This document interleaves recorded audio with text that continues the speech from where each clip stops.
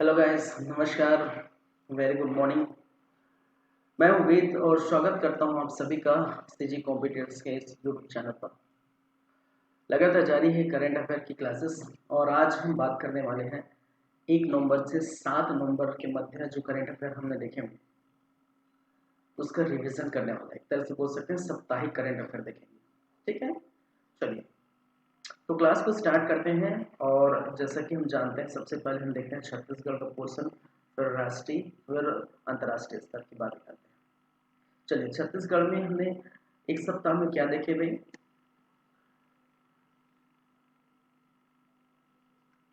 चलिए देख सकते हैं, छत्तीसगढ़ विधानसभा चुनाव 2023 के लिए विशेष प्रेक्षक की नियुक्ति की गई है।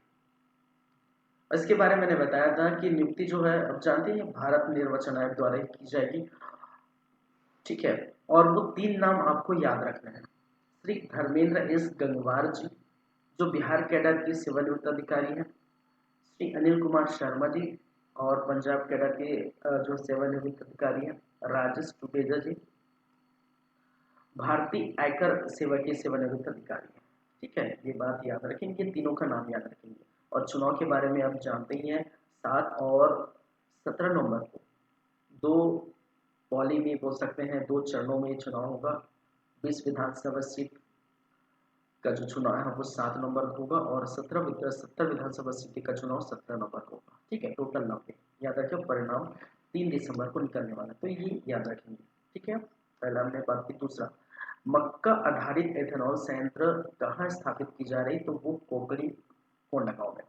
इसका बजट 140 करोड़ का है और उत्पादन 80,000 लीटर एथेनॉल का उत्पादन किया जाएगा। फिर तीसरे नंबर पर हमने देखिए, फॉरेस्ट लाइब्रेरी ये स्थापित की जा रही है। कहाँ पर? दुर्ग में स्थापित की जा रही है, याद रखिए। महेंद्रगढ़ चिरमिरी भरतपुर, इसके बारे में आपको क्यों याद रखना है? केदारनाथ मंदिर की तर्ज पर मंदिर का निर्माण किया जा रहा है। कहाँ पर? महेंद्रगढ़ चिरमिरी भरतपुर, जो नया जिला बना है। ठीक है, चलिए फिर बढ़ते हैं नेक्स्ट। चैन कुमारी निषाद को याद रखना है आपको, ग्राम तरकुंगी की है ये। 37वें राष्ट्रीय खेल में इनका चयन हुआ है। ठीक है, जिसका आयोजन कहाँ हो रहा है भाई? गोवा में हो रहा है। इसका आयोजन कहाँ पर होगा? गोवा में। तिथि, ठीक है, 25 अक्टूबर से 9 नवंबर तक ये चलने वाला है। तो आज 8 तारीख है, कल ये समाप्त हो जाएगा। समाप्त होने के बाद अब एक साथ तो 37वें राष्ट्रीय खेल के बारे में बात करेंगे, और 7 तारीख को चुनाव है उसके बारे में बात करेंगे। तो दोनों का एक अलग से हम क्या करेंगे, वीडियो लाएंगे, चुनाव और राष्ट्रीय खेल। ठीक है, छत्तीसगढ़ के स्तर पर चुनाव हो जाएगा और राष्ट्रीय स्तर पर राष्ट्रीय खेल जो गोवा में आयोजित होगा। क्लियर है यहाँ पर? चलिए, प्रशांत सिंह रघुवंशी कैकिंग और कैनोइंग प्रतियोगिता के लिए टेक्निकल ऑफिसर नियुक्त किया गया है। और ये प्रतियोगिता किसका हिस्सा है? इसी 37वें राष्ट्रीय खेल का हिस्सा है जो गोवा में आयोजित हो रहा है। जो 4 नवंबर से 7 नवंबर के बीच की प्रतियोगिता होगी, उसके लिए टेक्निकल ऑफिसर नियुक्त किया गया है प्रशांत सिंह रघुवंशी जी को। तो ये बातें याद रखेंगे। चलिए next, IDFC first bank men's under 19 one day champion challenger trophy, जिसका आयोजन गुवाहाटी में हुआ। 3 नवंबर से 9 नवंबर के मध्य चलेगा, और छत्तीसगढ़ के 3 खिलाड़ियों का चयन यहाँ पर हुआ है। तो आपको याद रखना है, विकल्प तिवारी जी, वरुण सिंह प्रथम जाचक, 3 खिलाड़ी का नाम याद रखेंगे जो IDFC first bank men's under 19 one day challenge trophy हो रहा है गुवाहाटी। चलिए, इनका चयन हो जाएगा। नेक्स्ट, इंडिया गॉट टैलेंट का 10वां संस्करण जो है समाप्त हो चुका है। और आप जानते हैं, विजेता अबुजमान मलखम अकादमी ने जीता है। वो कहाँ पर? नारायणपुर छत्तीसगढ़ ने क्या किया है, ये इंडिया गॉट टैलेंट जीता है। 20 लाख की राशि इनको प्राप्त होगी, याद रखेंगे। Chhattisgarh India international badminton challenge प्रतियोगिता का आयोजन कहाँ पर? रायपुर में की जाएगी। 31 अक्टूबर से 5 नवंबर के मध्य ये होगा, इसको भी आपको याद रखना है। फिर आप देख सकते हैं, छत्तीसगढ़ के कुल राजस्व की अनुमानित की गई है। ठीक है, चलिए 56,823.25 करोड़ जो 22-23 में, और 21-22 में 52,821.44 करोड़। और वृद्धि की बात करें तो 7.5 की वृद्धि हुई है पिछले वर्ष, या बोल सकते हैं प्रीवियस ईयर। क्लियर है। चलिए फिर नेक्स्ट हमने क्या देखे फिर, स्वामी आत्मानंद स्कूल बिलासपुर के बारे में मैंने बताया था हाल फिलहाल में कि नासा द्वारा इनको सम्मानित किया गया है। तो स्ट्रॉइड की खोज की गई थी, नाम याद रखें विद्यार्थी का नाम, ठीक है उतना जरूरी खैर है नहीं, लेकिन आप याद रख सकते हैं मोनी ग्रुप, पंकज कीमत, दीपांशु प्रजापति, अभिषेक, याचना जायसवाल, दीपमाला आदि। तो इन विद्यार्थियों ने तो स्ट्रॉइड की खोज की और इसके लिए नासा द्वारा सम्मानित किया गया। और ये कहाँ के हैं विद्यार्थी, स्वामी आत्मानंद स्कूल बिलासपुर से। याद रखेंगे चुनाव के बारे में मैंने बताया था, प्रथम चरण का चुनाव 7 नवंबर को होगा। अब 20 विधानसभा सीट होंगी, टोटल उम्मीदवारों की संख्या 223 है, ये आपको डेटा याद रखना है। ठीक है, मतदान केंद्रों की संख्या 5,304, महिला जो उम्मीदवार है वो 198, सॉरी पुरुष उम्मीदवार 198 और महिला उम्मीदवार 25 है। कुल मतदाता जो पहले चरण में क्या करेंगे, अपना वोट डालेंगे 40,78,681। क्लियर है यहाँ तक। तो ये रिवीजन चल रहा है भाई, एक सप्ताह में जो भी कुछ हुआ है उसका। फिर हमने कहा चुनाव से भी ये रिलेटेड है, संगवारी मतदान केंद्र। संगवारी मतदान केंद्रों की संख्या टोटल कितनी है, 900 बनाए गए हैं। अब जानते हैं 90 विधानसभा सीट है, और 90 विधानसभा सीट में प्रत्येक जो विधानसभा सीट है वहां पर 10-10 जो है संगवारी मतदान केंद्र बनाए जाएंगे। तो टोटल अगर हम करें तो 900 हो जाता है। और इसका संगवारी मतदान केंद्र में विशेष बातें क्या है कि मतदान दल और सुरक्षा बल और लगभग सभी अन्य कार्य हेतु महिलाएं होंगी, महिलाएं कार्य करेंगी। याद रखेंगे महिला सशक्तिकरण को बढ़ावा देने का एक पहल है, और वो संगवारी मतदान केंद्र यहाँ पर 900 केंद्र बनेंगे। चलिए ठीक है। फिर कुछ और बातें याद रखेंगे, जैसे आंगनबाड़ी कार्यकर्ता है एवं सहायिका की सेवानिवृत्ति के लिए, ठीक है रिटायरमेंट के लिए अब जो है 62 वर्ष था उसको बढ़ा दिया है 65 वर्ष। याद रखेंगे छत्तीसगढ़ के दो वैज्ञानिक हैं, उन्होंने 10 नए दुर्लभ पौधे की पहचान की गई है। और फिर मैंने बताया नथिया नवागांव एशिया की सबसे बड़ी मिलेट्स प्रसंस्करण इकाई की स्थापना की गई है। ठीक है, मिलेट्स का सबसे बड़ा प्रोसेसिंग प्लांट यहाँ पर लग रहा है नवागांव में, तो इसको आप क्या करना है, याद रखना है। चलिए क्लियर है। ये हो गया आपके जितने हमने देखे, और 1 नवंबर से 7 नवंबर के मध्य जो छत्तीसगढ़ में जो भी हम बातें किए थे वो प्रॉपर हम देख चुके हैं। अब चलते हैं राष्ट्रीय स्तर में हमने क्या क्या देखे। तो सबसे पहले है रन फॉर यूनिटी कार्यक्रम। रन फॉर यूनिटी कार्यक्रम का आयोजन हिंदुस्तान एरोनॉटिक्स लिमिटेड लखनऊ द्वारा किया गया। ठीक है, ये किससे संबंधित है, सरदार वल्लभ भाई पटेल की 148वीं जयंती मनाने हेतु ये किया गया है। ठीक है, सरदार वल्लभ भाई पटेल का जन्म 21 अक्टूबर 1875 को गुजरात में हुआ था। ठीक है, और याद रखिए इसी दिन की बात में भी मैंने बताया था, इसी दिन राष्ट्रीय एकता दिवस के रूप में भी मनाया जाता है। और कब से मनाया जा रहा है, राष्ट्रीय एकता दिवस 2014 से मनाया जा रहा है। ठीक है, और इस रन फॉर यूनिटी कार्यक्रम की अध्यक्षता की थे राजनाथ सिंह जो हमारे रक्षा मंत्री हैं। क्लियर है, यहाँ पर रन फॉर यूनिटी कार्यक्रम याद रखेंगे इसे कर।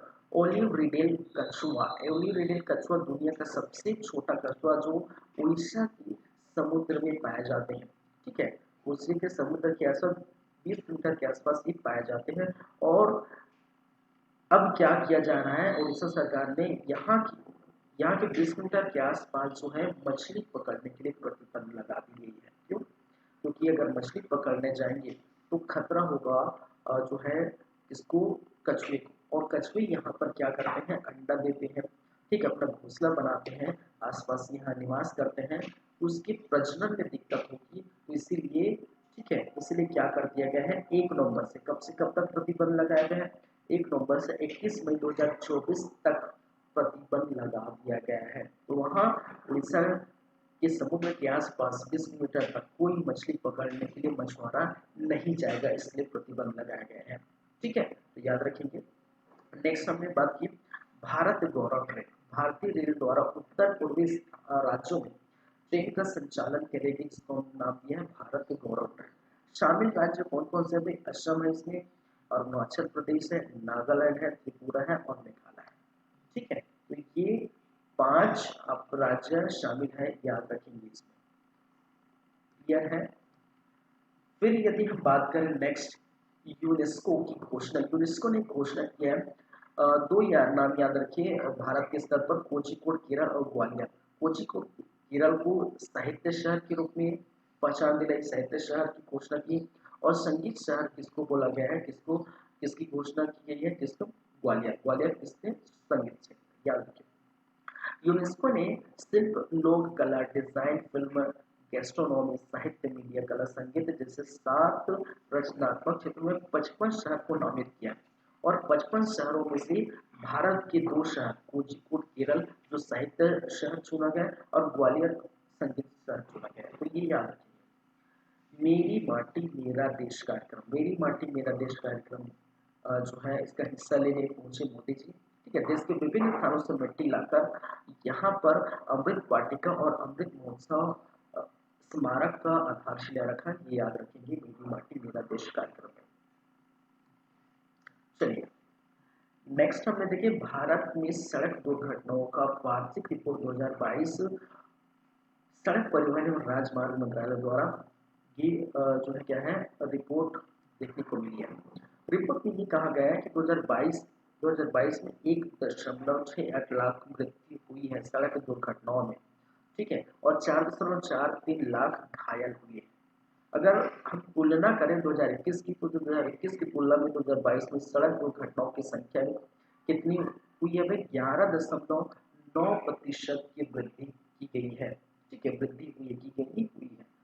ठीक है, चलिए, तो सड़क दुर्घटना में इतने, आप सोचिए 1 साल के अंतर्गत 11.9% की वृद्धि, 1 साल के अंतर्गत। और मौतों में वृद्धि हुई है। ठीक है, मौतों में 9.4% की वृद्धि हुई है। ठीक है, चलिए, तो याद रखें कि ये आंकड़े याद रखें। एनकोर ऐप, एनकोर ऐप को निर्वाचन आयोग द्वारा लॉन्च किया गया, जिसका उद्देश्य है, ठीक है, क्या क्या कार्य, क्या उद्देश्य है? निर्वाचन अधिकारी को नामांकन भरना, ठीक है, नामांकन लिखना, जांच करना, शपथ पत्र, मतदाता संख्या जनगणना, ठीक है, सॉरी, मतगणना, चुनाव परिणामों, डाटा प्रबंधन, ठीक है, डाटा मैनेजमेंट की सुविधा होगी इस प्रकार से। और साथ ही उम्मीदवारों को भी ये सुविधा दी जाएगी, उम्मीदवारों को, ठीक है, चुनाव प्रबंधन के लिए और सुविधा होगी। कौन सा? Encore app. चलिए, याद रखेंगे सारी बातें। फिर याद रखेंगे, बैजनाथ अग्रवाल जी का गीता प्रेस गोरखपुर के ट्रस्टी थे। 40 वर्ष तक ये अपना सेवा दी है, गीता प्रेस गोरखपुर। हाल ही में 90 वर्ष की उम्र में इनका निधन हो गया। गीता प्रेस, ठीक है, गीता प्रेस 2021 में गांधी शांति पुरस्कार से सम्मानित किया गया है। क्लियर है? सतर्कता जागरूकता सप्ताह, सतर्कता जागरूकता सप्ताह 2023 जो है 23 की तिथि है 30 अक्टूबर से 5 नवंबर के मध्य केंद्रीय सतर्कता आयोग एवं सॉरी केंद्रीय सतर्कता आयोग द्वारा मनाया जाएगा। आयुक्त, यहाँ के जो केंद्रीय सतर्कता आयोग का जो आयुक्त है वो प्रवीण कुमार जायसवाल जी है, ये याद रखें। ठीक है, विषय क्या है? Say no to corruption coming to the nation, याद रख लेंगे भाई। इसका विषय क्या था? Say no to corruption coming to the nation. चलिए आगे बढ़े। एक पुस्तक के बारे में मैंने कहा, याद रख लेंगे, viral on the wheelchair to Padmashri, जिसका विमोचन किया गया है मनोज सिन्हा द्वारा, जो जम्मू कश्मीर के उपराज्यपाल है। पुस्तक जो पद्मश्री डॉक्टर कानू भाई टेलर, जो भारतीय विकलांग कल्याण ट्रस्ट के अध्यक्ष थे, तो जो कानू भाई टेलर की जीवन यात्रा पर ये प्रस्तुत है। ये क्या है? ये पुस्तक भारतीय अर्थशास्त्र के चौथे 4th सम्मेलन को उद्घाटन किए। याद रखिए, भारतीय अर्थशास्त्र, ये देखिए मनोज सिन्हा के बारे में और भी मैंने कहा कि भारतीय अर्थशास्त्र के चौथे वार्षिक सम्मेलन का उद्घाटन भी किए। तो कहाँ पर किए हुए? कश्मीर विश्वविद्यालय में। मनोज सिन्हा के बारे में 2 करंट अफेयर है यहाँ पर, एक पुस्तक और दूसरा भारतीय अर्थशास्त्र के चौथे वार्षिक सम्मेलन का उद्घाटन भी इन्होंने किया, जम्मू कश्मीर के उपराज्यपाल। चलिए, विमोचन भी किया पुस्तक का और उद्घाटन भी किया भारतीय अर्थशास्त्र के चौथे सम्मेलन का। क्लियर है यहाँ पर? चलिए नेक्स्ट, 54वें IFFI, ठीक है, international film festival of India, भारतीय अंतर्राष्ट्रीय फिल्म फेस्टिवल महोत्सव, जिसका आयोजन की तिथि याद रखेंगे 20 नवंबर से 28 नवंबर के मध्य ये होगा। आयोजन कहाँ होगा? गोवा में होगा। गोवा में भी 37 राष्ट्रीय खेल भी चल रहा है, ठीक है। अंतर्राष्ट्रीय जोड़ी की घोषणा, ठीक है, की गई है। इसके लिए अंतर्राष्ट्रीय जोड़ी कौन कौन होगी जिसके सदस्य हैं? शेखर कपूर, कैथरीन हेलेन, ये तीनों फिल्म निर्माता से संबंधित है। और जोस लुइस, ठीक है, एक छायाकार है, याद रखेंगे। 34वें IFFI, भारतीय अंतर्राष्ट्रीय फिल्म फेस्टिवल महोत्सव, ठीक है। चलिए 12वें की बात करें तो licence conversion from margin to the centre प्रदर्शनी, राष्ट्रीय बाघ संरक्षण प्राधिकरण द्वारा यह आयोजित किया गया 3 नवंबर से 5 नवंबर के मध्य। आप देख पाएंगे यह कला प्रदर्शनी प्रोजेक्ट टाइगर के 50 वर्ष पूरे होने के लिए किया गया है, याद रखेंगे। फिर आपको याद रखना है सुरेश कुमार खन्ना जी के बारे में, जो उत्तर प्रदेश के वित्त मंत्री हैं। जीएसटी ने अपने 7 सदस्य जीएसटी दर युक्त कर पैनल में संयोजक नियुक्त किया है सुरेश कुमार खन्ना जी को। फिर हुरून इंडिया परोपकार सूची 2023 की मैंने बातें की थी।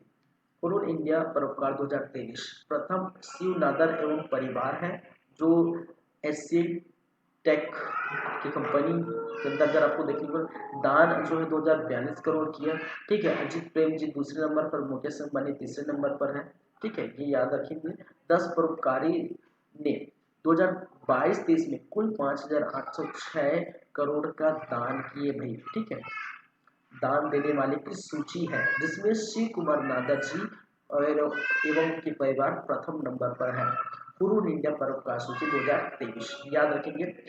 केरल ज्योति पुरस्कार, केरल ज्योति पुरस्कार यह राज्य का सर्वोच्च नागरिक पुरस्कार है और दिया किसको है भाई, किसको प्राप्त हुआ है? टी पद्मा भान, ठीक है, प्रख्यात लेखक है, मलयालम साहित्य ने इनके योगदान के लिए दिया गया है, याद रखिए। केरल ज्योति पुरस्कार टी पद्मा भान।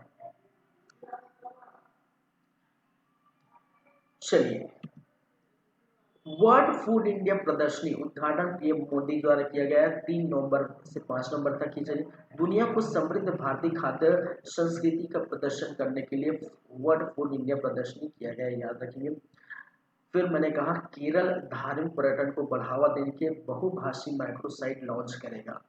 नरेंद्र मोदी जी के बारे में याद रखें, इनको श्री सोमनाथ ट्रस्ट गुजरात के अध्यक्ष बनाया गया है, जिनका कार्यकाल कितना रहेगा? 5 वर्ष तक रहेगा भाई। आरबीआई के बारे में याद रखें, आरबीआई ने लगाया विभिन्न बैंकों पर जुर्माना, ठीक है। आरबीआई ने लगाया विभिन्न बैंकों पर जुर्माना, जो bank rules and regulation follow नहीं कर रहे थे, केवाईसी वगैरह फॉलो नहीं कर रहे थे, ठीक है, जिसमें मनी लॉन्ड्रिंग की ज़्यादा खतरा होता है, तो उसके लिए क्या किया गया, उसकी वजह से आरबीआई ने विभिन्न बैंकों पर जुर्माना लगाया। जैसे कि पीएनबी की बात करें, पंजाब नेशनल बैंक पर 72 लाख का जुर्माना लगाया, फेडरल बैंक पर 30 लाख का, कोसट्टम फाइनेंस बैंक पर 13.38 lakh, Mercedes bank finance services पर 10 लाख का जुर्माना लगाया। तो ये याद रखिए। भारत निर्वाचन आयोग द्वारा, ठीक है, और शिक्षा मंत्रालय के मध्य क्या किया गया? समझौता। भारत निर्वाचन आयोग और शिक्षा मंत्रालय के बीच क्या हो? समझौता हुआ। किस बात को समझौता हो गई? कि उद्देश्य क्या है? स्कूल एवं कॉलेज के छात्र चुनावी प्रक्रिया में मतदान के रूप में भाग लेकर अपने कर्तव्यों का पालन कर रहे हैं। मतदान जागरूकता अभियान के लिए ये किया गया। जो 18 वर्ष से ऊपर हो चुके हैं बच्चे, ठीक है, जो मतदान दे सकते हैं, ठीक है, 18 वर्ष हो गए तो मतदान देंगे, जाहिर सी बात है, ठीक है। तो उसको यहाँ पर भाग लेने को कहा गया है कि उनको मोटिवेट करिए, भाग लीजिए मतदान में। तो उसके लिए क्या किया? मतदान जागरूकता अभियान लाया गया। इन दोनों ने मिलकर के, भारत निर्वाचन आयोग और शिक्षा मंत्रालय ने मिलकर ये समझौता किया। चलिए याद हो जाएगा सारी चीजें। भारत का प्रथम, भारत का पहला अंतरराष्ट्रीय cruise liner Costa Serena, cruise liner Costa Serena इसका शुभारंभ सर्बानंद सोनोवाल ने किया, जो केंद्रीय पत्तन पोत परिवहन और जलमार्ग मंत्री। इसका शुभारंभ मुंबई से किया गया है। यह घरेलू जल यात्रा है, मुंबई से किया गया और 2 माह में लगभग 45,000 यात्री को ले जाएगा, ऐसा कहा जा रहा है। ये कोस्टा सेरेना।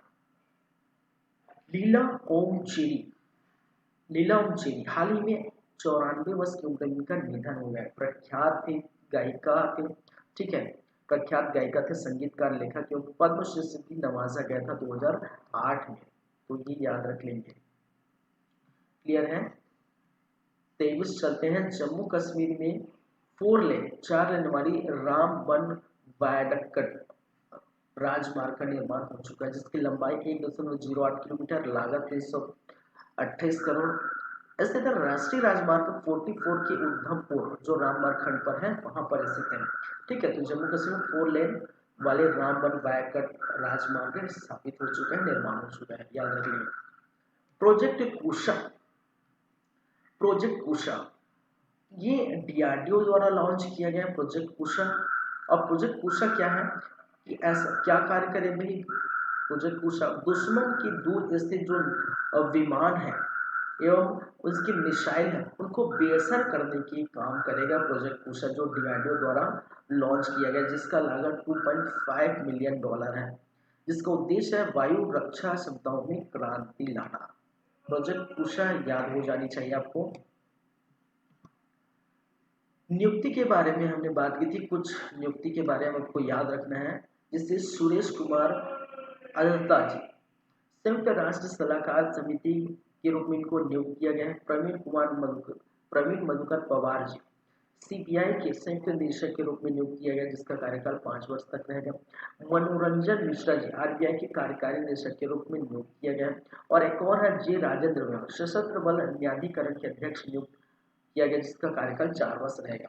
तो ये सारे नियुक्ति, ठीक है, ये सारे नियुक्ति को याद रखेंगे। नवंबर माह में ये हुआ था, 1 सप्ताह के अंतर्गत हुआ था, तो इसको याद रखेंगे, ठीक है। फिर डॉक्टर पुनीत राजकुमार हृदय ज्योति योजना के बारे में हाल फिलहाल कल ही शायद पढ़े हैं, जिसका शुभारंभ कर्नाटक में किया गया। और डॉक्टर जो पुनीत राजकुमार के बारे में आप जानते हैं, एक कन्नड़ अभिनेता थे जिनका निधन बहुत, ठीक है, बहुत कम वर्ष में हो गया, 46 वर्ष की उम्र में दिल के दौरे से हो गया।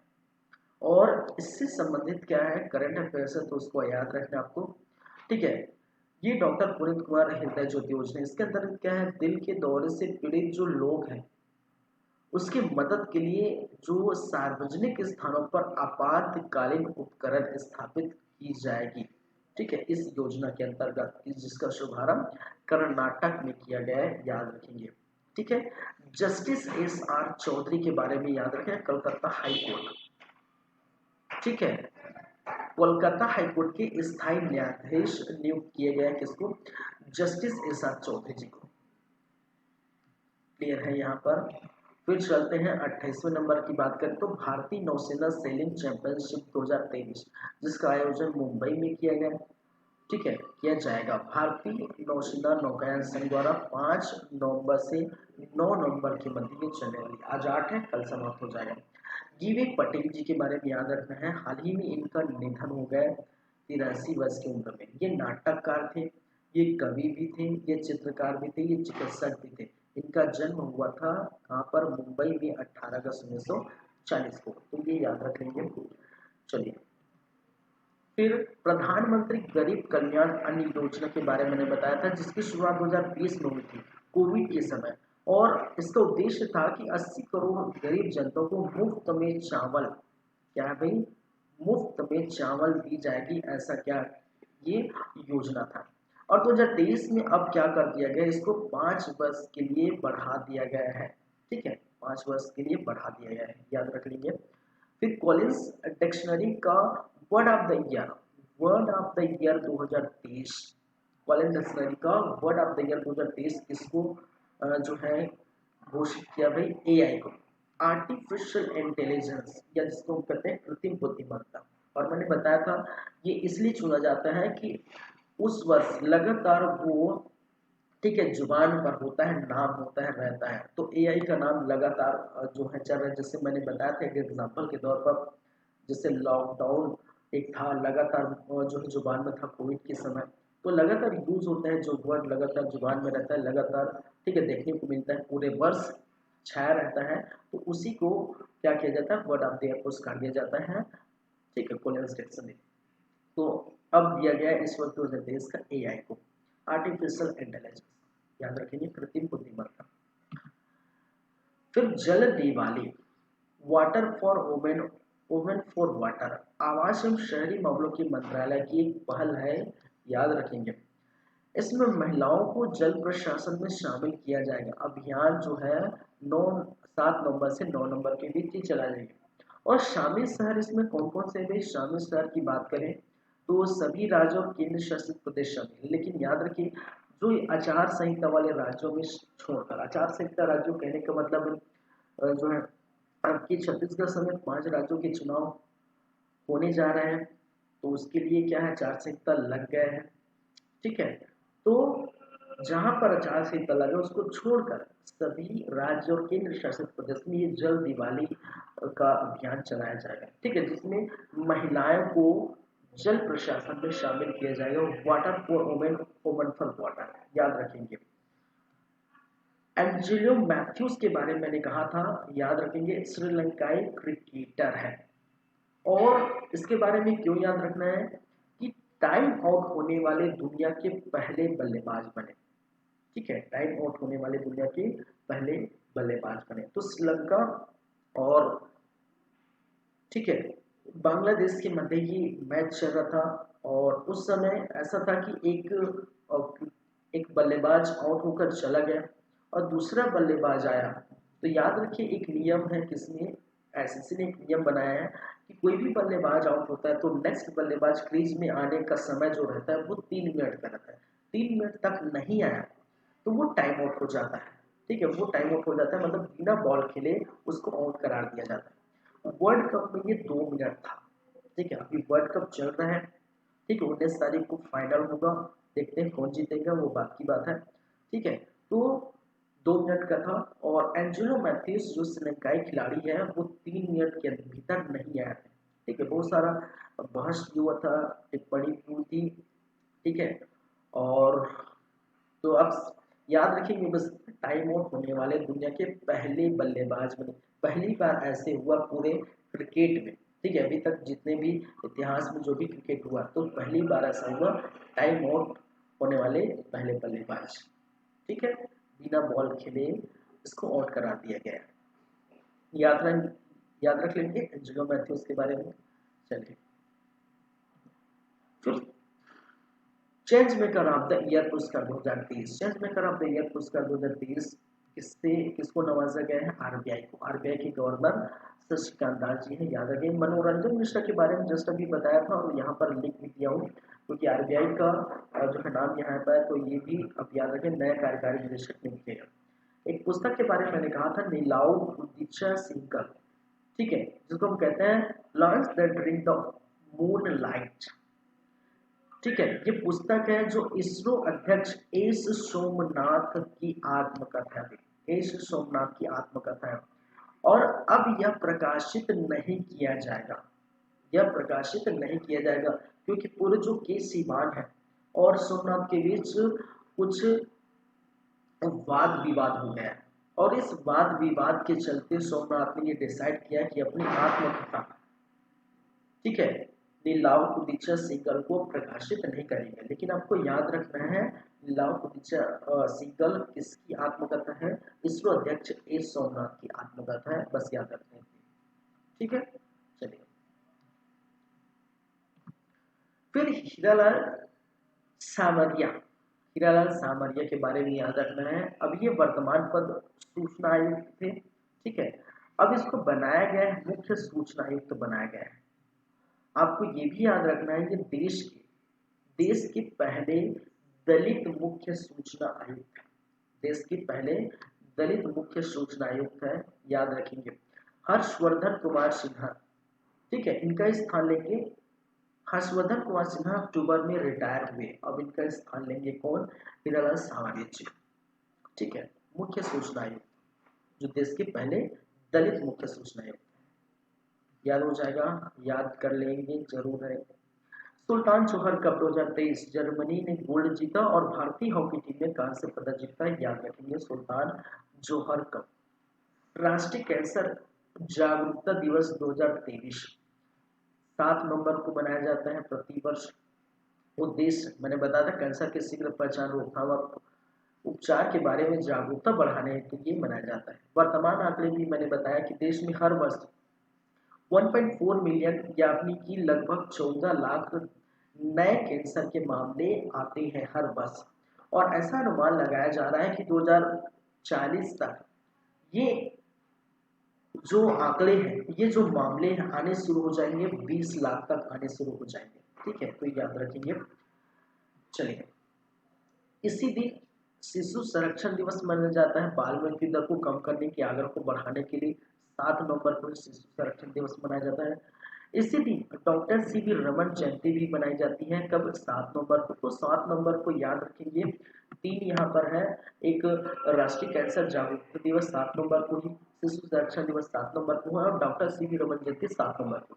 2023 में कौन सी भी जयंती मनाई गई भी, कितने नंबर की है? तो याद रखेंगे 135वीं 135वीं जयंती मनाई गई।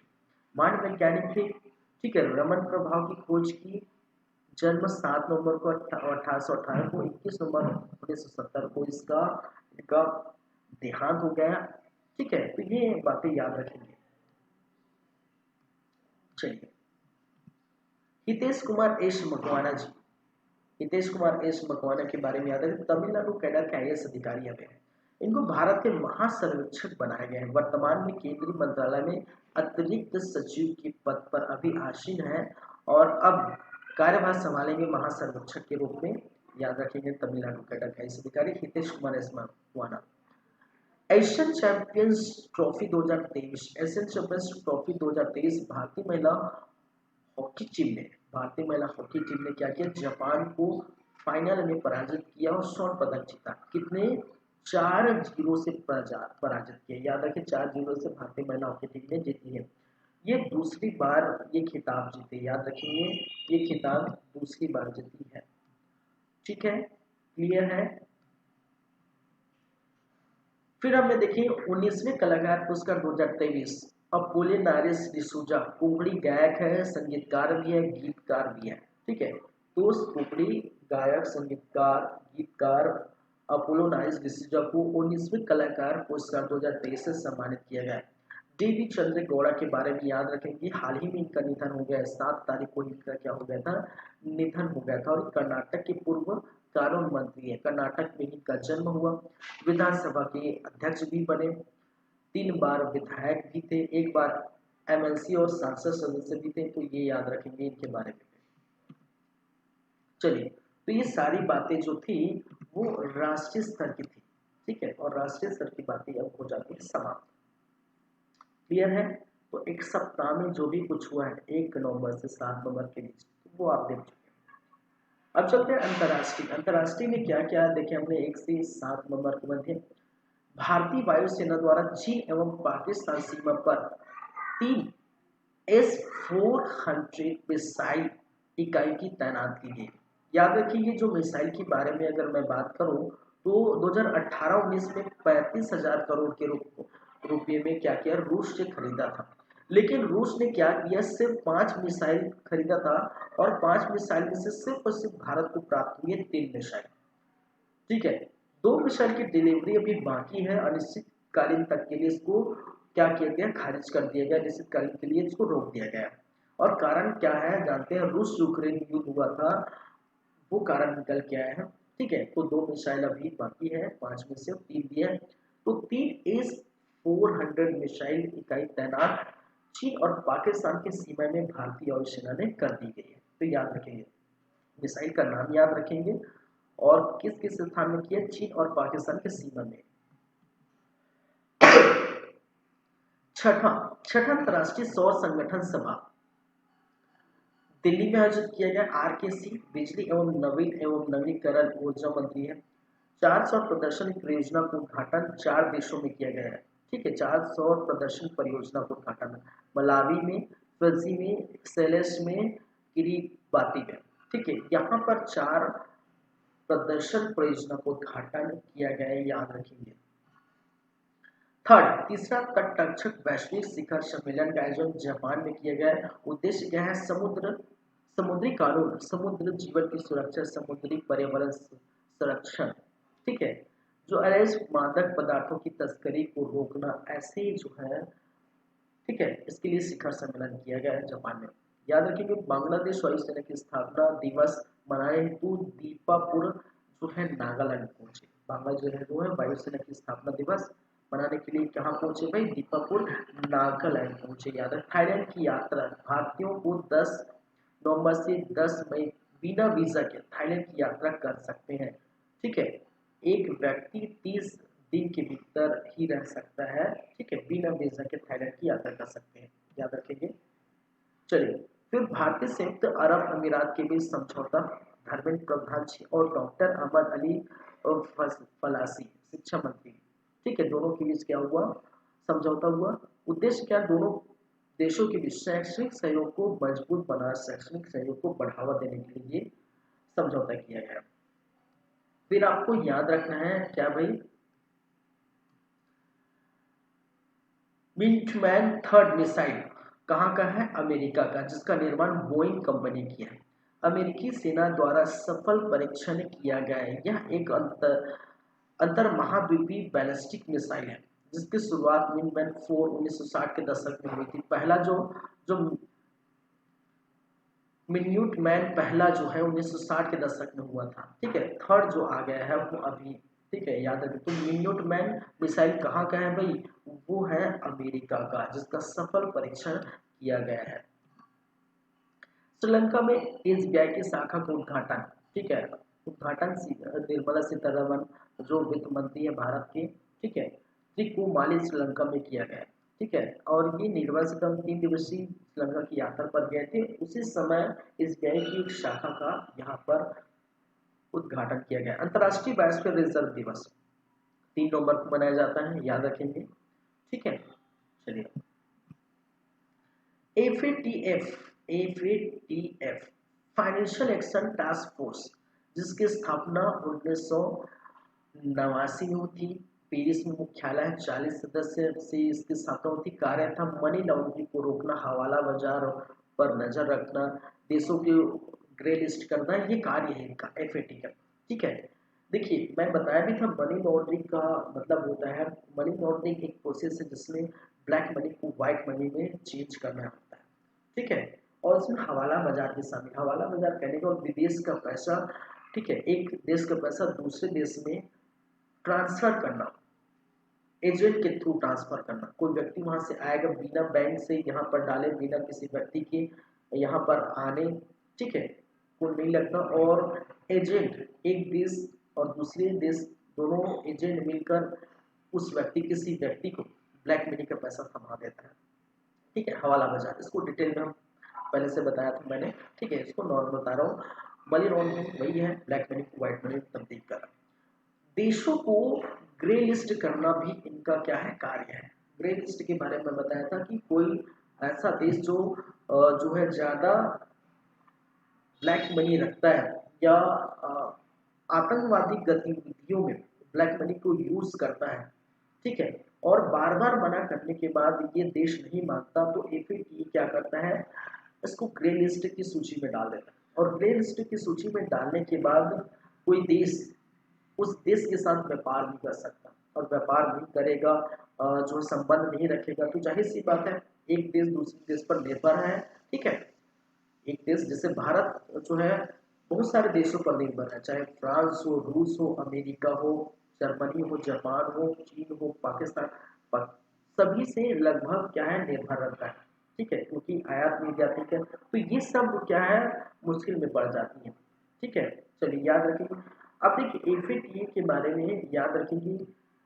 हाल ही में एफएटीए ने पनामा, अल्बानिया और जॉर्डन को ग्रे लिस्ट से हटा दिया। इसका मतलब जो आतंकवादी गतिविधियों में मनी लॉन्ड्रिंग की जो पैसा है, कहने का मतलब ब्लैक मनी का पैसा, वो ज्यादा यूज होता था, अब इसको ग्रे लिस्ट से हटा दिया। इसका मतलब वो थोड़ा अब सुरक्षित है एक तरह से, जो है दूसरे देशों के साथ संबंध बनाने के लिए। तो ये याद रखें एफएटीए।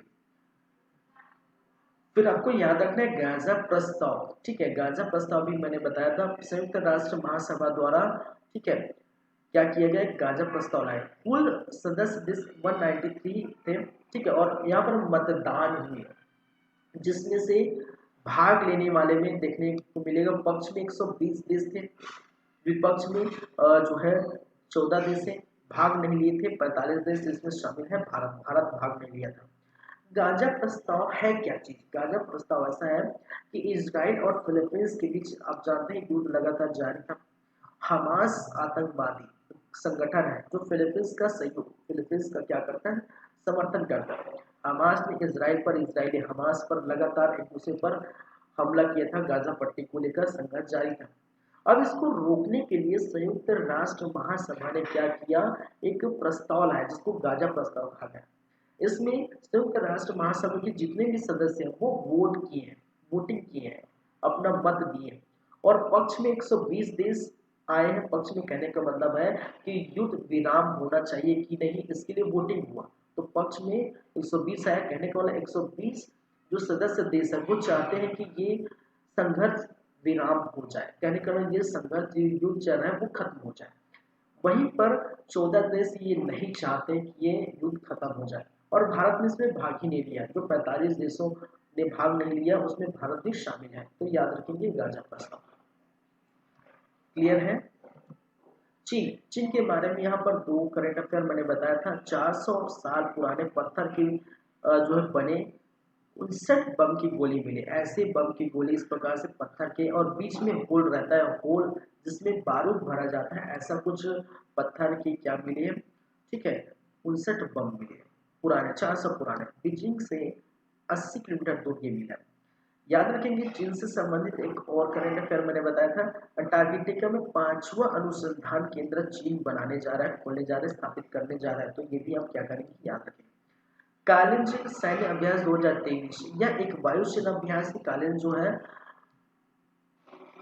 ठीक है, काजिन सैन्य अभ्यास क्या है, एक वायुसेना अभ्यास है जो भारत और कजाकिस्तान के मध्य अभ्यास हुआ। कहां पर, ओटार कजाकिस्तान में हुआ है, ठीक है। तो काजिन सैन्य अभ्यास किसके मध्य हुआ भाई, भारत कजाकिस्तान, याद रख लेंगे, भारत कजाकिस्तान के मध्य। शेख हसीना के बारे में अभी हाल फिलहाल मैंने कहा, बांग्लादेश की प्रधानमंत्री है और दुनिया के सबसे लंबे समय तक शासन करने वाली प्रमुख जो महिला प्रमुख बनी है कौन है, शेख हसीना, बांग्लादेश प्रधानमंत्री। जिनमें शेख नाग्याल वांगचुक जो भूटान के राजा बने हैं, ये भी आपको याद रख लेना है।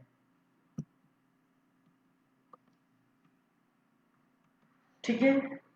जांजीबार द्वीप तंजानिया, जांजीबार द्वीप तंजानिया के बारे में मैंने कहा था कि यहाँ पर आईआईटी मद्रास के प्रथम अंतर्राष्ट्रीय परिसर की स्थापना की जा रही है। आईआईटी मद्रास ने जांजीबार द्वीप तंजानिया में अपने प्रथम अंतर्राष्ट्रीय परिषद की स्थापना की, जिसको उद्घाटन यहाँ के राष्ट्रपति हुसैन अली मीवी ने किया है, याद रख लेंगे। फिर मैंने कहा अंतर्राष्ट्रीय सौर संगठन, अंतर्राष्ट्रीय सौर गठबंधन, याद रखेंगे। अंतर्राष्ट्रीय सौर गठबंधन का हिस्सा अब बन गया है कौन, चिली। चिली यहाँ के 95 सदस्य के रूप में जो यहाँ पर बना है।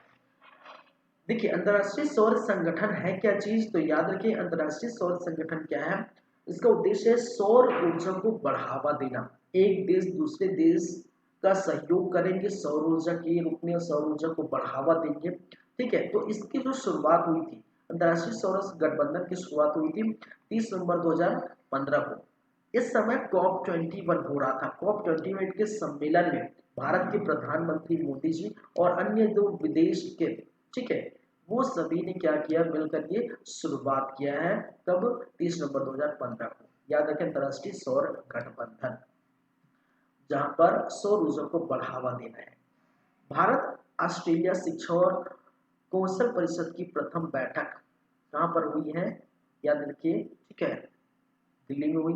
केंद्रीय केंद्रीय शिक्षा मंत्री, धर्मेंद्र प्रधान और शिक्षा मंत्री ऑस्ट्रेलिया के जेसन क्लेयर, ठीक है, इन दोनों मिलकर जो बैठक किया और ऑस्ट्रेलिया यूनिवर्सिटी ने, ठीक, ये कहा है कि भारत में अपना कैंपस खोलेगी। याद रखेंगे भारत श्रीलंका के मध्य समझौता हुआ आर्थिक और प्रौद्योगिकी के सहयोग को लेकर, ठीक है। तो भारत श्रीलंका को और श्रीलंका भारत को आर्थिक स्थिति और जो प्रौद्योगिकी के क्षेत्र में क्या करेंगे, सहयोग करेंगे। एआई सुरक्षा के बारे में मैंने कहा था कि एआई सुरक्षा शिखर सम्मेलन 2023 ब्रिटेन में आयोजित की गई। G7 के व्यापार मंत्रियों का बैठक ओसाका जापान में हुआ। G7 में शामिल है, G7 1975 में जो बना था, शामिल है चीन, Japan, Canada, France, America, Germany, Italy. याद रखेंगे। फिर याद रखेंगे मुफ्त फ्लू टीकाकरण अभियान, ये कहाँ चलाया गया भाई? मंगोलिया में चलाया गया। ठंड के कारण लोग बीमार पड़ते हैं, लगभग -25 डिग्री के आसपास रहता है और बीमार पड़ते हैं, तो उसके लिए मुफ्त फ्लू टीका यहाँ पर अभियान चलाया गया। मंगोलिया में प्रत्येक व्यक्ति को लगाया जाएगा। ठीक है, चलिए, तो इसके साथ ये हो जाता है भाई साहब आपका समाप्त। ठीक है, 1 नवंबर से 7 नवंबर के मध्य जो हमने करंट अफेयर देखे वो प्रॉपर साप्ताहिक रिवीजन हो चुका है, 1 सप्ताह का रिवीजन हो चुका है। चलिए, 9वीं क्लास में, नेक्स्ट क्लास में हम बातें करेंगे।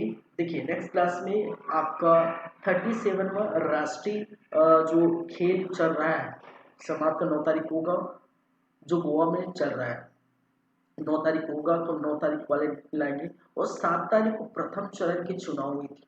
ठीक है, तो उसके बारे में भी हम वहां पर शामिल होगा, तो वो 9 तारीख को वहां पर हम देखेंगे। ठीक है, चलिए, चलिए फिर, thank you class, thank you guys, मिलते हैं आप लोगों से, फिर बात होगी, फिर मुलाकात होगी। थैंक यू, धन्यवाद।